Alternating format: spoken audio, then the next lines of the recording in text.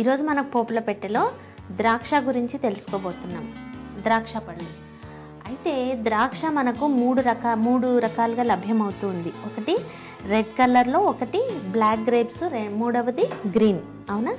అన్నిటికంటే కూడా ఈ రెడ్ అండ్ బ్లాక్ గ్రేప్స్ చాలా మంచివి. ఎందుకంటే దాని స్కిన్ కింద పొరలో మనకు ఒక మంచి ఫ్లావనాయిడ్ లభ్యమవుతుంది. దాన్నే రెస్వెరట్రాల్ అంటారు. అయితే దీనివల్ల ఉపయోగం ఏంటంటే ఇది చాలా మంచి యాంటీ ఆక్సిడెంట్. అంటే మనం ఇదివరకు చెప్పుకున్నాము, యాంటీ ఆక్సిడెంట్స్ అన్నీ కూడాను ఏజింగ్ ప్రాసెస్ను స్లో చేయడానికి ఉపయోగపడేటటువంటి పదార్థాలు.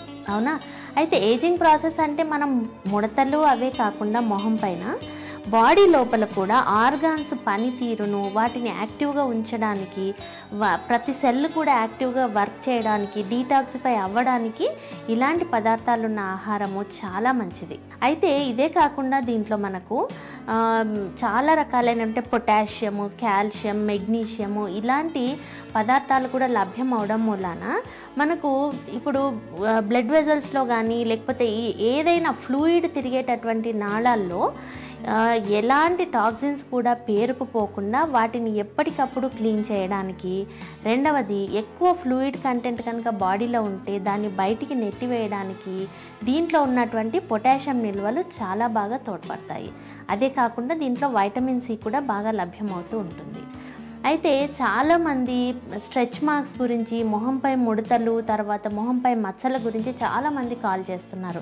అలాంటి వాళ్ళు బాగా గుర్తుంచుకోవాల్సింది ఏంటంటే ఈ గ్రేప్స్ యొక్క గుజ్జుని కనుక మనము పొట్టపైన స్ట్రెచ్ మార్క్స్ కానీ లేకపోతే మొహంపైన ముడతలు లేక మచ్చలు ఉన్నా కూడాను ఒక అరగంట పాటు ఈ గుజ్జుని మంచిగా మసాజ్ చేస్తున్నట్టయితే ముడతలు తగ్గి ఆ స్ట్రెచ్ మార్క్స్ మీద మార్క్స్ కూడా తగ్గిపోయి కాస్త మీకు మెరుగవడానికి చక్కగా తోడ్పడుతుంది.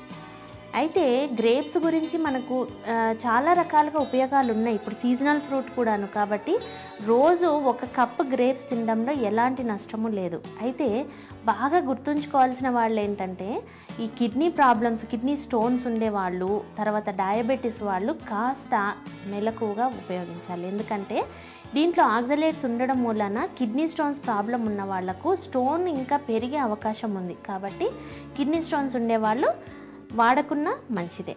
డయాబెటీస్ వాళ్ళు మాత్రం షుగర్ లెవెల్స్ దీంట్లో ఉంటాయి కాబట్టి కాస్త మీరు మిగతా ఫ్రూట్స్తో కలిపి కొన్ని ఫ్రూట్స్ ఒక 10-15 గ్రేప్స్ని కనుక మీరు యాడ్ చేసుకొని చిన్న సైజువి యాడ్ చేసుకొని తింటే ఎలాంటి నష్టము లేదు. అంతకంటే మించి మాత్రం తినకండి.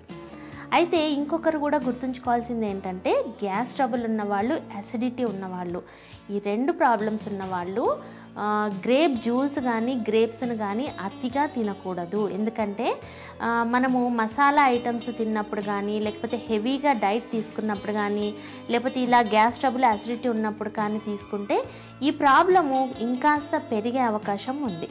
సో ఇదొక్కటి మీరు బాగా గుర్తుంచుకొని, ఇంకొక విషయం చివరగా ఏంటంటే గ్రేప్స్ లాంటి పదార్థాలకు, ఎందుకంటే కొన్ని రకాల గ్రేప్స్ మనకు ఇక్కడ పంట కాదు కాబట్టి వాటికి ఏం చేస్తారు, ప్రిజర్వేటివ్స్ నిల్వ ఉండడానికి ఎక్కువగా కెమికల్స్ కలపడం మూలాన అవి మనము సరిగా కనుక కడగకుండా తింటే దానివల్ల చాలా హానికరమైన ప్రాబ్లమ్స్ మనకు డెవలప్ అవుతాయి. కాబట్టి వాటిని ఖచ్చితంగా అరగంట ఉప్పు నీళ్ళలో ఉండిన తర్వాత తీసి వాటిని ఊడదీసి తర్వాత తింటే చాలా మంచిది.